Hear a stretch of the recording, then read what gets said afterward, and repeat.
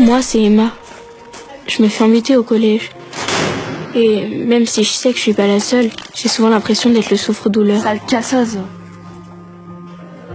Mais je sais aussi que je peux pas leur en vouloir. Je suis pas à leur niveau.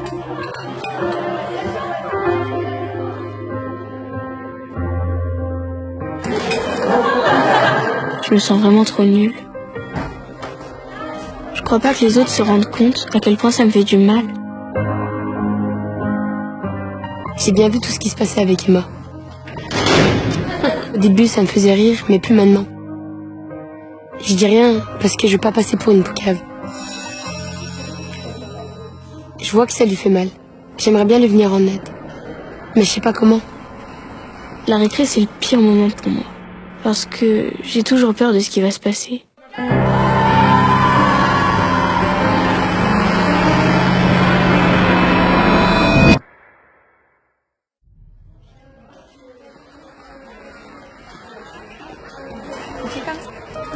À plus tard les filles. Ça va Emma? Le harcèlement, pour l'arrêter, il faut en parler. Bonjour mes amis, bonjour les tous. Maintenant, je vais vous présenter un thème qui est très important dans notre société, le harcèlement. Le harcèlement, pour l'arrêter, il faut en parler. L'harcèlement est un enchaînement d'agissements hostiles répétés visant à affaiblir psychologiquement la personne qui en est la victime. Ce type de comportement peut être habituel et impliquer le statut social et physique.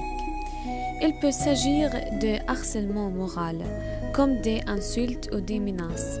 Je vais vous présenter un peu ce sujet qui est le harcèlement moral. Comme il y a beaucoup de types, maintenant je vais vous présenter un type spécifique qui est la drogue de rue.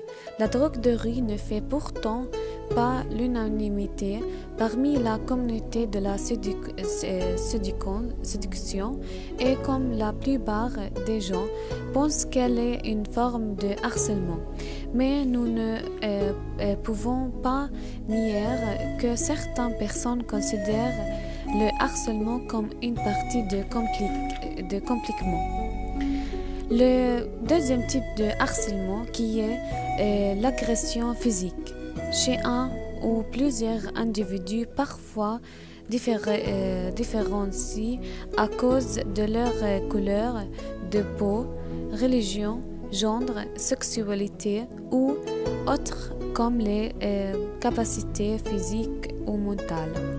Ensuite, il peut être le harcèlement sexuel lorsqu'une personne cherche à embrasser, habiller ou toucher une autre personne contre sa volonté et de manière répétée.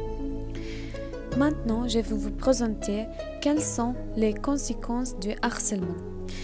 En effet, les victimes vont souvent se renfermer et s'isoler. Peut donc entraîner une perte de confiance chez les enfants ou aussi les femmes. Et les causes des troubles psychologiques peuvent alors conduire à la dépression et même à des conduites sociétaires. Le harcèlement implique la répétition d'actes violents et peut donc entraîner une perte de confiance chez les étudiants qui sont mal traités. Selon l'enquête menée par Debra Dior en 2011, un élève de collège sur 10 rencontre des problèmes avec le harcèlement. Enfin, la lutte contre le harcèlement concerne tout le monde.